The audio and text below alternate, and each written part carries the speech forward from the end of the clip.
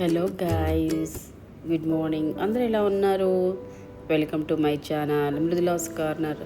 ఈరోజు ఏం చేద్దామంటే బీట్రూట్ని హల్వా చేద్దాం. బీట్రూట్ హల్వా జామ్ లాగా ఉపయోగించవచ్చు, హెల్తీ. దీన్ని పొట్టు తీసేసి కడిగేసి తర్వాత దీన్ని ఏం చేద్దామంటే మనం ఫుడ్ ప్రాసెసర్లో వేసేసి దాన్ని తురిమేసుకుందాం.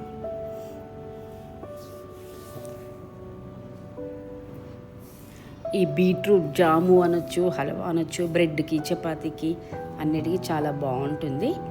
మనకి బ్లడ్ కౌంట్ తక్కువ ఉన్నా కానీ ఇది జ్యూస్ రూపంగా కానీ మనము దీన్ని స్వీట్ రూపంగా కానీ డెజర్ట్ రూపంగా కానీ మనం తీసుకుంటే చాలా బాగుంటుంది. పిల్లలకి పెద్దలకి అందరికీ ఆరోగ్యకరమైనది. ఇప్పుడు అది తురుముకున్న పేస్ట్కి నేను ఒక హాఫ్ గ్లాస్, అది ఆల్రెడీ ఎట్లానే స్వీట్ ఉంటుంది కాబట్టి ఒక హాఫ్ కప్పు షుగర్ వేసి దాన్ని మంచిగా కలిపేసి ఒక 1-2 అవర్స్ మ్యారినేట్ చేసి పక్కన పెట్టేద్దాం. పెట్టేసిన దాన్ని తీసుకొని స్టవ్ పైన పెట్టేసి కొంచెం కలుపుతూ ఉంటే షుగర్ అంతా కరిగి బీట్రూట్లోకి ఆ స్వీట్ అంతా వచ్చేస్తుంది. అప్పుడు మనం ఏం చేద్దామంటే 2 స్పూన్ల నెయ్యి వేసేసి మంచిగా దాన్ని మిక్స్ చేసి కొంచెం సేపు కలుపుతూ ఉందాం అన్నమాట.